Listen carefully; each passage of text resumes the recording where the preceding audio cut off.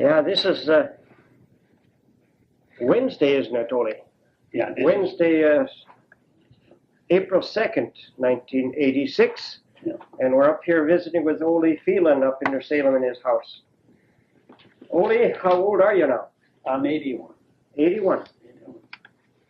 Yeah, you had quite a party in Elmont on your 80th birthday. Yeah, that was a nice party. Very nice. Yeah, the kids got a nice party. I was wondering, Ernie had my videotape. Did that turn out any good? I guess. I never heard. I was wondering if that turned out. I think it turned out pretty good. Yeah. How old was your dad when he came here? I think he's 12 years old. Oh yeah. I think he was 12 years old. Mm-hmm. Yeah. I think that was about. I think he and my dad came about the same year, in 19. I think so. In 88. 88. It could be. I know they tell me my grandfather, and he was a sailor in Norway, and he got tired of sailing. He decided to come to Sims. He heard about the coal mines, and they had 2 coal mines in a brickyard. And so he took the 2 oldest boys and oldest girl, Tina and Rudolph. And then about Tina, I think that's Mrs. Jacobson, the mother of Mrs. Hartley. Mm-hmm. And he took them and he come up here and they worked in a coal mine. Him and the 2 boys, and she kept house, and I bet she worked harder than they did, baked bread and patched clothes and washed clothes. Yeah. And it took 2 years to save enough money to get grandma and 3 girls and Dad and Oscar. Oh yeah. Mrs. Lotspeich and Dina and Mrs. A. Peterson. Oh yeah. And they were left in Norway, and they come in 2 years when they had enough money to come. Yeah, so they had it tough. Yeah. Then I suppose your dad, he worked in the coal mines too. Yeah, later on. But he said the first year when he's a kid, he come here. He was just I think he was 12 years old. He says he got the job to help herd the town cows. Oh. They had 100 cows, about 100 cows in Sims, because they had 2 coal mines and a brickyard. And Sminium had a cow and some chickens. And they had a little building. Half was a chicken house and half was a cow barn. And then they had a wire fence around. They had the cow there in the summertime. And he says 6 in the morning, they'd open the gates and they'd chase them up north towards Bluegrass, down below Scholars or east and down. Along that creek, he said, pretty good creek there. There was water in it and it was a good platform. And John Catcody, he was, born up there where Joel is. Yeah. And he was Dad's age, I guess, and he could talk English. He'd been raised there and stuff. And Pa said him and John they herded the cows, and he said it was tough. You imagine. He said the rainy days were the worst. Mm. They stand around under the trees and cold and windy, and they didn't dare to go home till night. And I suppose they didn't have much lunch along. I suppose a sandwich and a cookie or something. So they had tough going. Yeah. And my dad says, but the only excitement they had was, he says, one day there come a bull over the hill, bellowing like heck. I suppose he smelt the cows there. And he says they had a little horn bull there. Must be kind of like Texas there. He said, in there, I suppose, to keep the cows happy. Mm-hmm. And he come down there, and the bull started fighting. And the little bull was getting the worst of it. But he said, old John, run, and he grabbed the big bull by the tail, and he pulled his tail till the big bull gave up, and he run, and the little bull ran after him, and he hooked him in the flank and ripped him, and he went over the hill, and he never come back. Yeah. So they had to have some excitement. Yeah, it seemed like everybody had a milk cow in those days. Yeah, he says that. I think there was 200 or 300 people in the Sims somewhere. Oh yeah, yes. Yeah. I've heard, some say there were 3,000 people in Sims, but I don't believe that. No, there was quite a few hundred. Yeah, I think there could even have been 1,000, I guess. Yeah, but he says they had about 100 cows. And I suppose each one sold a little to the neighbor, and sold a few eggs. They had a few chickens. So they got along too. Then I suppose as soon as your dad was old enough, then he hosted it. Yeah, he hosted it down there where artists. Yeah, that was his homestead.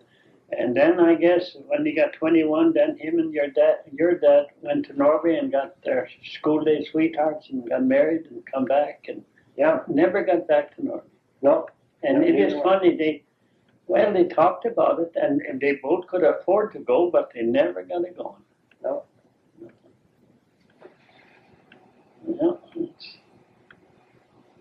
Well, then I think somebody told me that the house that was moved down from Sims. Yeah, it was moved up in Sin. They tell me that. And I wonder how in the heck they got across the creek. Yeah. They just had some wagons and horses in them days.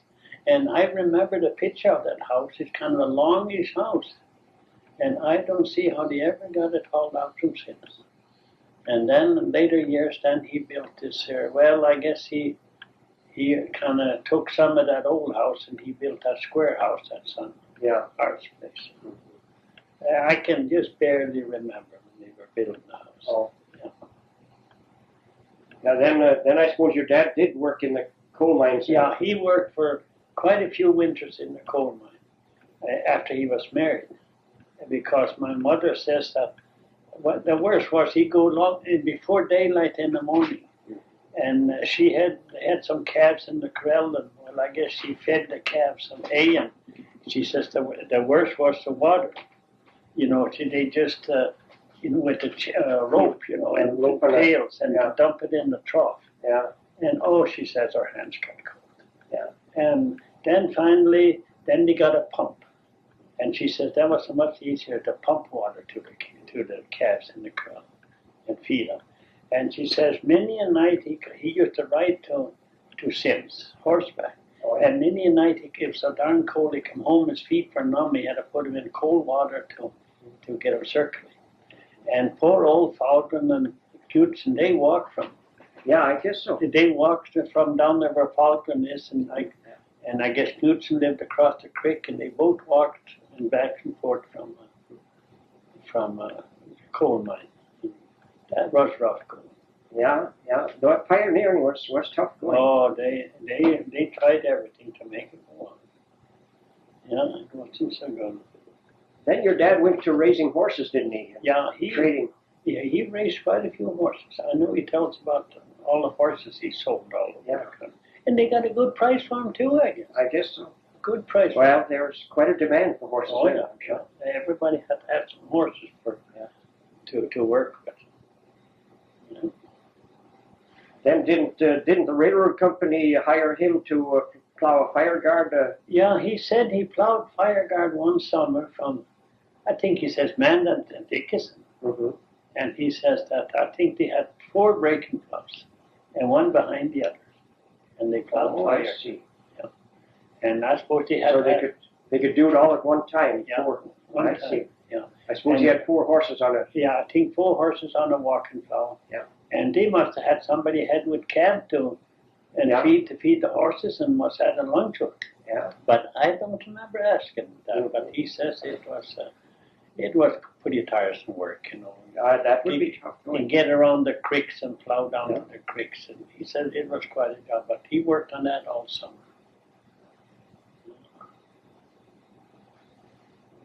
Yeah, then the first you went to school was out in the country, wasn't it? Yeah, I went up there where the Malone place is. Well, that's 2.5 miles from home. And when Anna got, I guess, 6 years old, she had to go to school. That's the only school that was close. It was in Elmer, but they weren't in that district. Yeah. And they were out there, they called the Feland School District.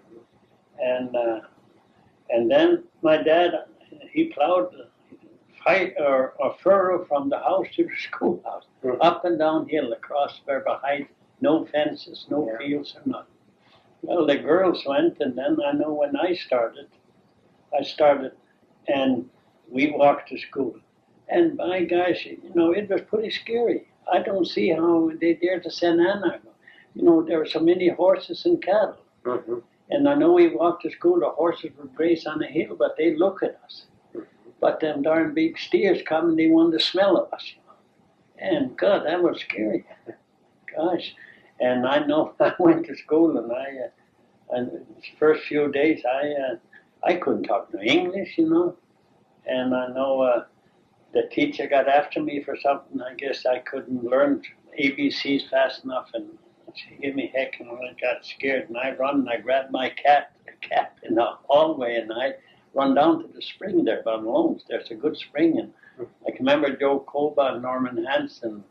They were down there getting water, and I told them that, as you can tell the girls, I'm going home. And Norman says, I ain't coming back either. And he says, over the hills I went.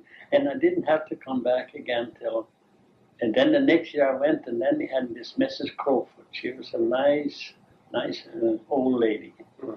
And she was very nice. And she drove a skinny horse, black skinny horse. He looked like the ones on this magazine, the cartoon. Yeah. She was skinny. And she'd drive them, and she'd pick them in the schoolyard.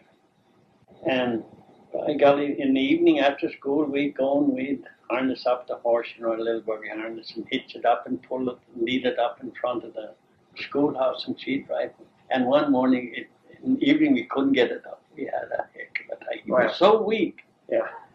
And by golly, the next morning, she's back to school. It was the same horse. Same horse, and it was way out towards Baines. Mm-hmm. Yeah. Baines got that corner. I know Baines used to say, we raced that on the Crowfoot. Mm-hmm. On the Crowfoot. Yeah. Harry used to talk about the Crowfoot. I guess she had some nice daughters. Yeah.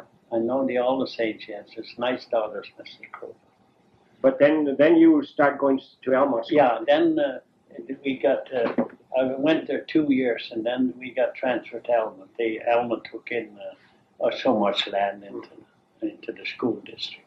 So we got to go to Alma, and that was only a mile, where we went 2.5 miles across the hills. They didn't have school in the winter. Oh. They have 3 in the fall and 3 in the spring.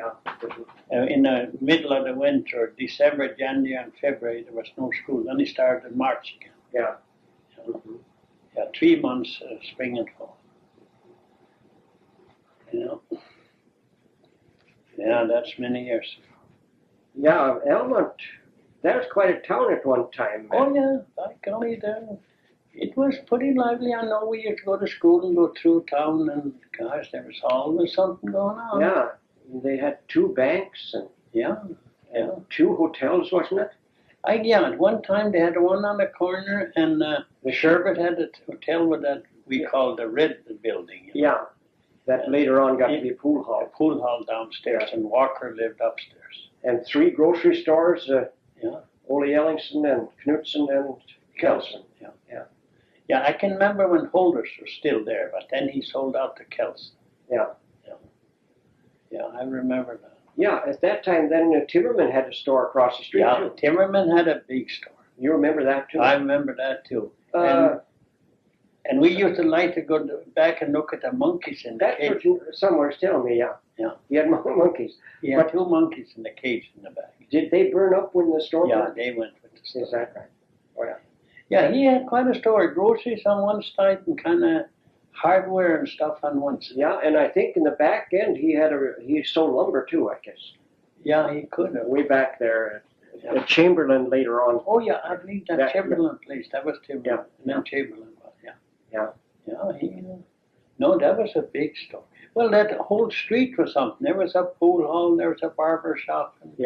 And the store in the corner we called the Jew store. The Jew had that. Yeah, Mitzman. Yeah, Mitzman's store. Right. That finally burnt down. I think he tried to burn it down several times, didn't he? No, Carl Hill burnt it down. Oh, is that right? Yeah.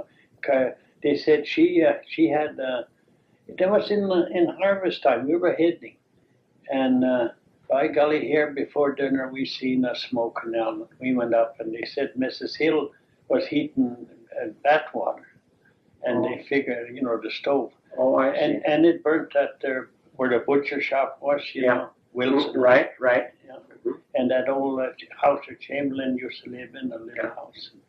No, that was bad fire. But that was Hill's. That they had a store below there. They lived upstairs. No, that was a bad fire. Yeah, then there was a lot of coal came into town. Oh yeah, they from Tour mine, they hauled coal. Trigger Olsen and Oscar Olsen and all them guys to haul coal. And I think 2 winters I shoveled in the boxcar. Oh yeah. You know, they throw it in the boxcar door and you had to carry the chunks and shovel it back. And I think we got 15 cents a ton. Oh. And they put about 40 ton in the car. You know, you had to kind of keep track. They weighed at Nelson scale. Yeah. And I thought I was making money. Yeah. And it was a dirty old job, lugging them coals. I'm sure that's hard work. Hard work. Then that coal got shipped to Amanda and Bismarck? Most of it went to Amanda and Bismarck in boxcars. And some poor people had to lug it out of it. Yeah. Well, you also worked on section, I suppose. I worked in Curl on a section in 26 and 27 in the summertime. Then I got laid off in the fall. Mm-hmm. That was a tiresome job. Oh, yeah. And then in the fall, I know in 26, I got laid off, and then I went and worked on the steel gang till late in the winter, and got laid off there. But, I didn't like the railroad too well. Mm-hmm. Then we got started farming, and that was better. Yeah. Yeah, you and Trigby and Carl went out there and Okay. you broke up that whole section. Whole section, 33, that was in 28. Mm-hmm. Yeah, we shared Dog Rocks there and got it. We broke over 200 acres. Yeah. The first. That's good soil out there, too. Yeah, it's pretty good soil. Yeah, you had the first, I think you planted the first shelter belt. I think so. For a farm shelter belt. Yeah. Well, Cornelius Knudsen had a few trees there, too. Yeah, we planted in 34, I think that dry year, we planted 1,100 trees by hand. Mm-hmm. And it's so damn dry that I know they told us to take the check, off the corn planter. And we spread that across, and I think it was 7 feet apart. Oh, yeah. And then we dug a hole every other link. Oh, yeah. 7 feet, I think. That's what the guy, he's got out and showed. Mm-hmm. And it's so damn dry, we dug a hole, and we had a sled and a barrel and a horse. Mm-hmm. And we dig a hole for the tree, and then we pour it full of water, Mm-hmm. Then set the tree in. And by golly, only 100 trees that didn't. Yeah, that turned out real good. Oh, God, and it's damn hard to gumbo across that hill by the house. Mm-hmm. That ridge by the house, that's hard, and gumbo. And I know in the fall, a guy come and walked the rows and counted the trees. He says, "You done good." He says, "About 100 trees." Yeah. So, and then in the spring, they sent us trees to put in there. Yeah. And they come pretty darn good. Yeah, then I remember you used to go around buying cattle with Swenson, Al Swenson. He come from Minnesota. He's a cattle buyer, and he's a cousin of Nils Beckman. Mm-hmm. And he come there, and all the people had pigs and cattle to sell. He didn't know where they lived, so he asked if I go along. I knew where the people lived, and so then we buy the cattle, and then he had a Chevrolet truck with a stock rack on. And then I went with him. Sometimes he sent me alone to go and get the pigs and the cattle in the truck. So I worked quite a little for him, trucking cattle and pigs. Yeah, there's a lot of livestock wins out of Elmont. You bet. He shipped a lot out there. And by golly, I worked, fairly steady. He had cattle and pigs in the yards. He couldn't get them all on the load, and then buy more, and I had to feed them and water them. So I had something to do. Yeah. It made a few dollars. And any decent-sized herd, everybody drove them to town. Yeah, years ago. Yeah. And we always used to drive, big herds. Yeah.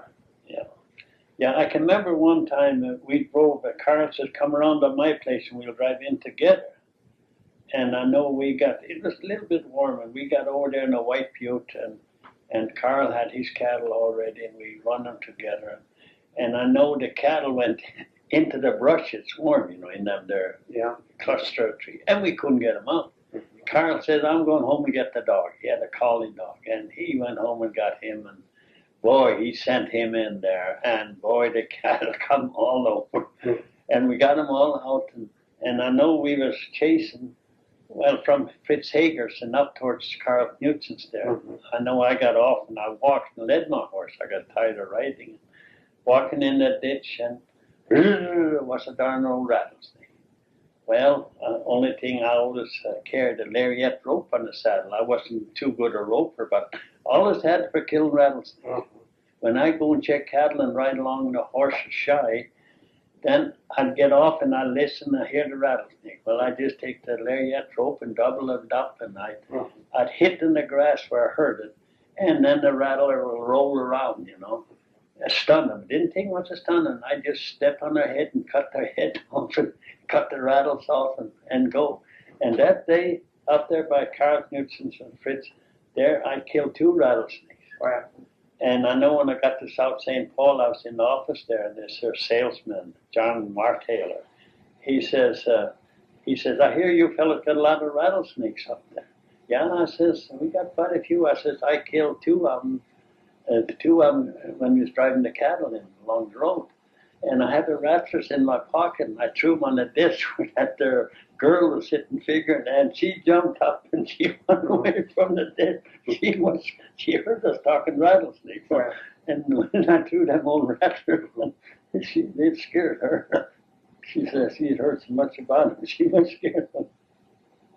Well, that's many years. That was in the 40s, early 40s. Mhm. Yeah, we even drove pigs to town. You did? Yeah, there's a couple of times we shipped a carload of pigs, and it was hard to get them across the bridge and across the that creek. And pigs get so stubborn, you know. Yeah. Oh God, that must have been. Oh, I'll tell you, they had so much that iron bridge fireplace, you know, wooden floor. Yeah. 2 or 3 had to go in there, and they'd rattle. Yeah. The planks would rattle, and they run back. Mm-hmm. And then they had to take them down through the creek, you know, on over towards the school land, where the old crossing used to be. Yeah. I had to take across the creek and then chase them across the fields. Mm-hmm. Oh, that was bad at the darn bridge. It scared the cattle. No, I'll tell you, the nicest now is these stock trailers. Oh, yes. Oh, that's very little livestock goes in trucks anymore. It's all these trailers. If you go to any sale ring, or even up here, it's very few trucks. Yeah, and they're so handy. You can back to any gate and put up a little wing and load. Yeah. Oh, that's one of the... A little half-ton pickup can pull quite a load. It's crazy. No, I'll tell you, them little trailers, they are a wonderful thing. And I'll tell you another thing is the swatter. Oh my, yeah. You know, I thought I was doing good and I was happy. I had a John Deere 7-foot mower. I cut over there by the school. I used to have ruin alfalfa like that. Mm-hmm. And I'd cut and I got it and then I'd rake it and bale it. Oh gosh, it was good. And then Lester, when he started, he bought himself a tonner swatter, 14 foot, and he'd go around and boy did he cut a big swat and windrow. Yeah. But every once in a while a guard or a sickle section would go. Yeah. And he's complaining. But I think he paid $3-4 for a guard or something. Mm-hmm. And I said, God, you can afford it. You're doing the work for 3 men and 3 tractors. Right. Yeah. I says, I had to go make 3 rounds or 3 with 3 different ones. Yeah. And he was sure making wages anyway. No, that a swatter and a trailer. Yeah, and I always feel so sorry for the horses on the mowers. You know, they get such sore necks from that vibration. Yeah, and the darn binders and the flies. Oh, that was terrible. When we put the little tractor on the binder, was that nice? Yeah, no, I'll tell you, it's a good thing to get away from all that. Yeah, I suppose you remember when they used to break with the horses on the walking plow, like when Charlie Hager, didn't he break up? Yeah, Charlie Hager broke up the whole school at one summer. Mm-hmm. And he had 8 horses on the gang and 4 on the walking plow. Mm-hmm. And he'd make 1 round with 1 plow, and the horses would stand there. And putting there, every one had a colt. And then he, when he come to the end, he'd make a clear round and go in again. Mm-hmm. And the corners were packed so solid. But he broke the whole works. Yeah, it's funny he could get by with that. And then he had him in a little pasture down by the creek there. You know, there's a little pasture. Yeah. And he turned him in there nights, and he had a coal box, and he had it on an iron wheel wagon. And he dug the wheels down and pulled it in, and he poured oats into that wagon, and the horses come and they'd eat. And then he'd lead them around and he'd snap them together the way he wanted them. He had halters and bits underneath them. And he just snapped them together, and when they were done eating, he had them all snapped together, and he'd lead them over to the plow, and he put them in front of the plow, and all he had was hims and tugs, these here canvas collars. And he walked behind, he'd throw the collars on their hips, and then he'd go in front and pull them ahead and hook their hem strap, and away he'd go. And he went until noon and come home, and then he just he would just feed them oats, and I don't know if he turned them loose, and I think he turned them loose in noon again, and then they'd run an hour or two, and he'd give them some more grain, and he'd get them in. Oh, I don't see how that man could get by. Yeah.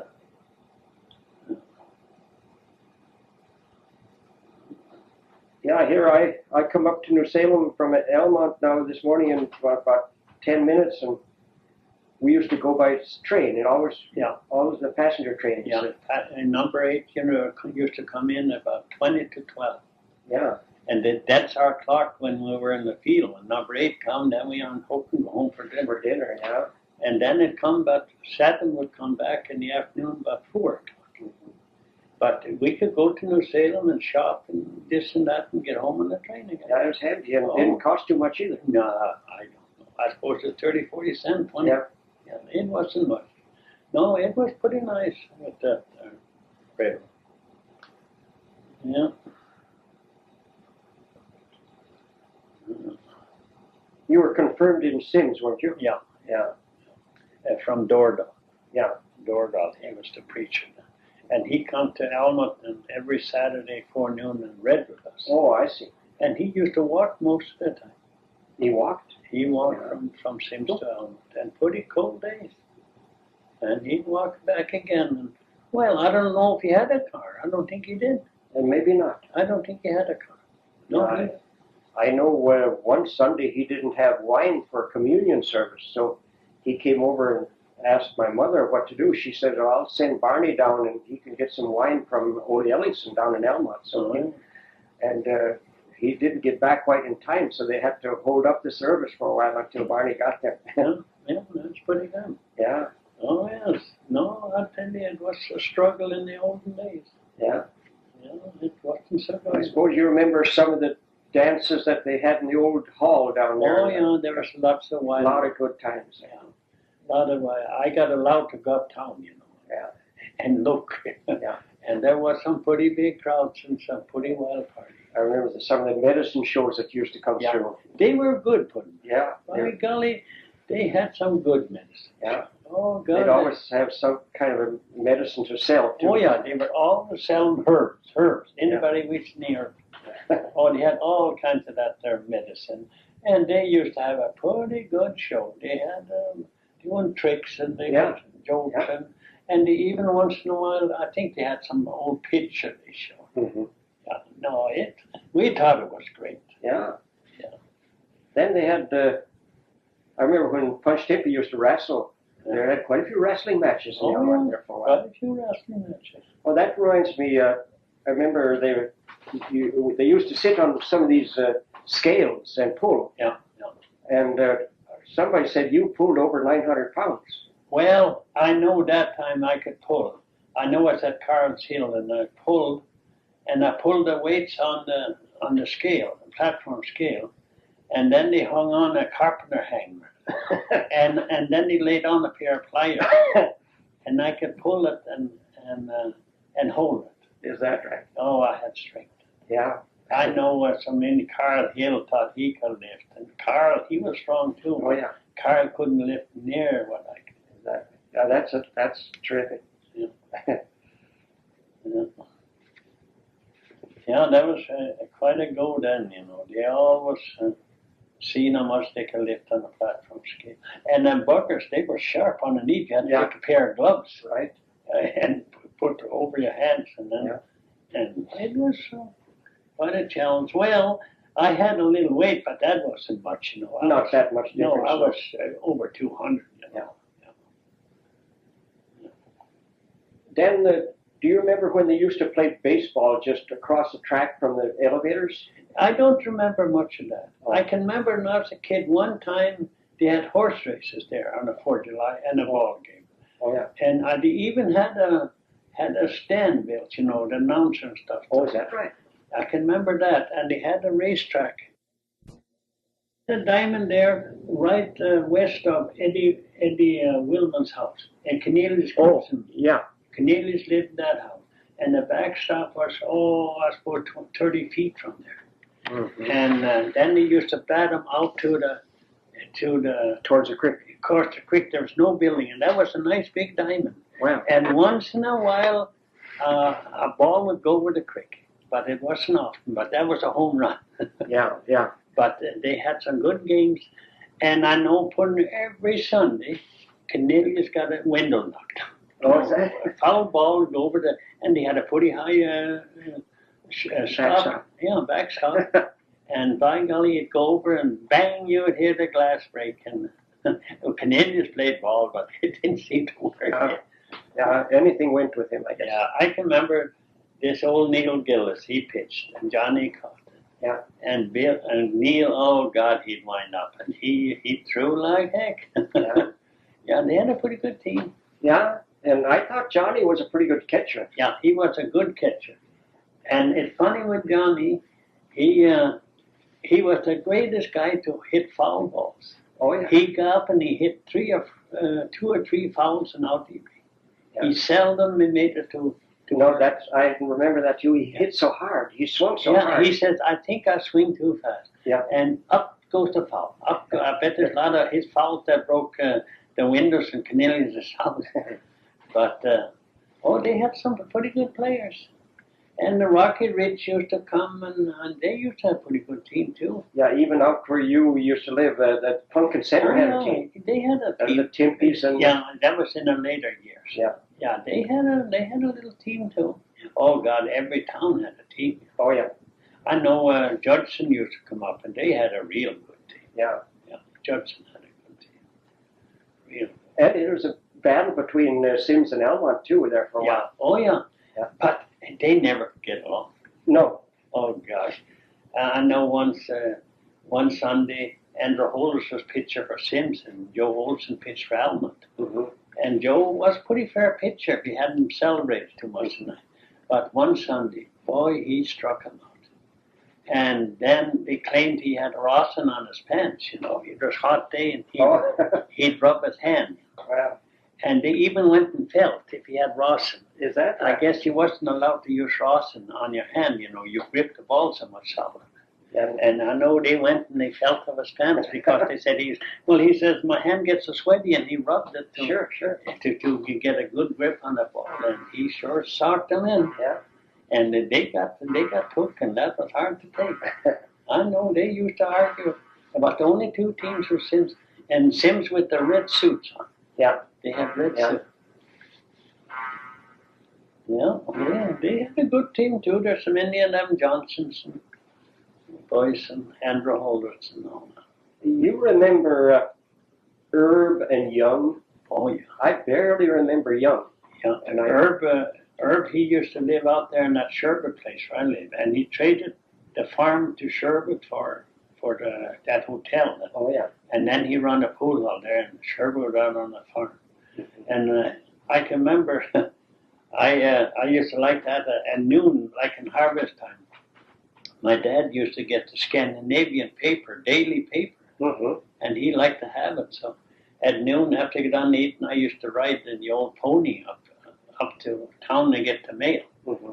And, you know, she was a shy son of a gun. You know, by the 2 dams, it's all the dump talk. Right. And the only way I get across, I'd take her on a dead run and hang onto the main, and I'd make it across. Otherwise, you couldn't get her to go. Wow. She's scared of that. Mm-hmm. And I know And then my dad wouldn't let me use the saddle. He's scared I'd get hung in the stirrup, he says, and she's a round fat, but if I fell off, I wouldn't get drunk. Mm-hmm. And I go up there and somebody give me a dime, and I get the mail. And I can remember I had the overalls on, and I slipped the paper and the mail under the bib, Sure. so I couldn't write and hold the lines and hang on to the mane, so I'd slip the paper. And I'd get a dime and I'd go to Herb's and I'd buy a coconut bar and a bottle of pop. Oh, what's that? yeah. Then I'd drink pop and that darn pop come up in your nose, you kind of belch. It's so damn full of gas. Yeah. But that was quite a day, I remember I put her in the stockyard, Oh, yeah. I just turned her loose in there, and then in the first pen, and I just get on, and she'd go for home. So, Yeah, you don't get much for a dime nowadays. oh gosh, no, I don't know. I haven't bought a bar of candy for years, but I bet they're pretty high priced. Oh, yeah. 25, 30 cents by now. Yeah, yeah, they're more like 40 or 50 or 40. It might be. I haven't bought Well, wasn't Herb an auctioneer? Yeah, he was a good auctioneer. I never heard him. Yeah, he was speaking fast. And I remember he had a buggy and a horse. He'd drive around and had auction sale. And on the back, we thought that was great. E. Herb auctioneer. Oh. And it was painted on the back of his top buggy. And he was a powerful voice. You didn't have to have no microphone. Yeah, he was a good auctioneer. Well, Young was big and fat too, wasn't he? Yeah, he was kind of pretty, but he wasn't as big as her. Oh. Yeah, he was an older guy, and in the later years he lived on the corner there, that building that burnt down that Nokia had. Oh, yeah. Yeah, where the store is. Yeah, right? that originally was a bank. Yeah, that was the old bank. Yeah. And Young used to live up there where Norman Feland is. Yeah. He lived there. But then when he rented a place out to John Earhart, Mm-hmm. John Earhart come and rent a place. Well, then Young moved to town into that building. I see. And I know one time he wanted me to come in and play cards with him, play rummy. Mm-hmm. And so I went in and played rummy, and then he showed me how to play solitaire. Mm-hmm. I did, 7-card solitaire. Yeah. And he says I always keep track how many cards I get up. I guess every card he got up was $5. Oh. You had to get up. Right. You had to get up. You had to get $50 to break even, and what you made over 50. And boy, I sure learned that game, Mm-hmm. and I still like that old Yeah. solitaire. There's 3 or 4 different ones, but the old 7. Yeah, when you're all alone, that's Yeah, good. it's a good pastime. I've done it, but now I can't see them. Uh-huh. No, that was a good pastime. Yeah, Young broke up quite a little land. Yeah, across the creek from town. That was all pasture. Yeah. And he had a feller named Joe Tisler. He's the one that built that hotel, and his dad built that hotel in Elmwood. Mm-hmm. That's a Tisler hotel. Yeah. And this Joe, he worked for Young, and Young got a bull tractor. And that was just a one-wheel drive in the furrow. Oh. And opposite from that was a plain wheel. Oh. And he pulled 2 breakers. And then Joe, he broke up all them, that whole thing around, all them creeks and flats and one spring. And that's what they call the bull tractor. Bull tractor. Yeah. And Hjalmar Anderson had one, and he was on that place for Everett's places. Yeah. Hjalmar had a bull tractor too. Yeah. And I know when 2 years ago, I go to Rollout, Minnesota every year. Mm-hmm. Go there and talk about tractor. And 2 years ago, I seen 2 of them in the parade. There's a parade there for about 2 hours with Yeah. just old tractors. Yeah. Some I'd never seen. Yeah. But I told the kids, by golly, we had 2 of them at Elmwood. Young had one and Hjalmar had one. Full tractor. But I guess they wasn't so good in side hills, It's kind of hard to hold them straight. That one wheel drove with it. Only one wheel driving too. Yeah, one wheel driving, and then a one wheel in front. Mm-hmm. A steel wheel in front and one wheel driving. That's odd. They were an awful looking thing. But it's surprising he pulled 2 breaker buttons. Yeah. And I remember he broke all around them creeks and flats and all that. And then he had another guy. He he worked for him. He had 4 horses, and he done the disking and drilling and built something. He had come from man.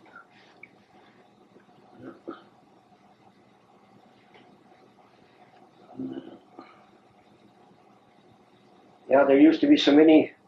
They used to thrash with steam almost all of them. Oh yeah. Nowadays it's all steam trash. Yeah. I don't know how they could. Sometimes they would fire with straw. Yeah. That must have taken an awful lot of straw. Oh, it took quite a little straw, and one guy had stand poop all the time. Yeah. Yeah, that was a joke. Yeah, for years I can remember. And remember that Joe Tisler? He fired for Mitch one fall. He had that worked for Young. Yeah. Mitch got a trashing outfit. Yeah. Nicholson ship, and I know then that no, that was for years. They just fired with straw. Yeah. And then they went to wood, and I guess at last they were using coal. Oh yeah, it's mostly coal. Yeah. Yeah. I know when we trash, we had to get a load of coal and have on hand for the thrashers. Yeah. When the thrashers come. Yeah. When they pulled the firebox, there was always danger of fire. Oh yeah, they used to rake it out, and they used to have a hose and soak the ground. And soak that. I guess they set a few fires. Yeah. And even though the steam were pulling hard, the sparks would come out and set a prairie fire. Yeah, I suppose. Yeah. Oh, it was kind of dangerous, that low steam. And it was I know we used to stack trash in the fall. And, many of them had bundle stacks and header stacks. And they all set with side wind. They were scared of setting a fire to the stacks. Some of them did set a fire to stacks. Yeah. And then you had to pitch on the dirty side. Yeah. Then we changed sides, but you couldn't hardly see something. Yeah. And them little short feeders. Yeah. Christ, you threw a fork up and half of them fall down. Yeah. No, when they got these long feeders and gas tractors and pull in with the wind, it was a heck of a lot better. Yeah, I think the first separator didn't even have a blower. So no, they kind of elevate it out, and then you have to have a bucker and buck the straw. Yeah. That's before my days, but I've been told that they or sometimes they go spin a straw stack and a couple of guys and pitch it back and stack it. Right. Oh, and in them days, I guess they also had to sack the grain. Sack the grain. Yeah. Yeah, and that must have been awful too. Oh, everything has changed so much. It's so much nicer now. Yeah, you used to go in with a 55 bushel grain box full of wheat, and that was a big load. Oh yes, the grain box had to be pretty full. Yeah, now it has to be 300 bushel or more to a load. Yeah, that's right. No, and I can remember in old days in Elmwood, in the fall of the year, all the grain haulers, especially they come from the flats. Yeah. The whole strings coming in from we call John Anderson place. Yeah. In the front of Sharp's place or Carl. Yeah. And then they feed their horses on the flat there by the jail and all over, and then they water them in that town pump, there's a trough there. Yeah. And they'd have some hay and grain and that was hauled every day, grain to town. But they made it. Yeah, they also had a pretty good pump, didn't they, up at the livery barn? Yeah. And then the one downtown. Yeah, the livery barn had, but these farmers, they just have a little wad of hay and a little grain, and then they would take and feed their horses, and then I suppose you had a sandwich to eat. Yeah. I doubt whether they went to the restaurant. I remember when I used to go to school, we'd sometimes go downtown, and the fellows from Russian Flats would be in there sometimes eating their lunch at noon during the noon break. Oh yeah, when it's chilly, they used to go in the pool house and sit and eat their lunch. Yeah. And they said old Marcus Feder come in there. That was kind of a chilly day, and this Ed LaSalle, he run that pool house. He had a restaurant, lunch counter and everything. And he's come and sat down with this dinner pail. They said old Ed LaSalle kicked him out. He said, God damn, I'm selling these. You can go outside and eat. Wow. He was hard. I don't remember him at all. Ed LaSalle. Ed LaSalle. He had the restaurant for a while. Right. Yeah. And the pool. Yeah, the first barber, I guess, was Frank Todd, wasn't it? I guess one of the first. Yeah. Yeah, I can remember the first. But I can remember there was a barber, Joe Wall. He homesteaded out by Gillis. And I wonder if Gillis bought the man. But he had a black Payson horse. Oh. Gee, that was a nice horse. And a top buggy. And he'd drive to town in the morning about 8 o'clock. We go to school and get hay. Mm-hmm. And that horse would just steps. Oh, God, he was a nice step. And then in the evening, but after 6, then he would go home again. And he had a homestead out there by the McClellan coulee, out there by Gillis. And I don't know, and I can remember he was left-handed. I know I got to go along with Paul up Saturday night to get a shave because he'd go to church to Sims on Sunday. And I know he's left-handed. He shaved left-handed. He's a big guy. But he did like to drink. Mm-hmm. Yeah, he liked to drink. And somebody told me they had come by there one evening and he'd come home and he was drunk. And here his horse was tied to a post in front of the house. And he was laying on a bed sound asleep. And he got so damn disgusted. He thought the horse was standing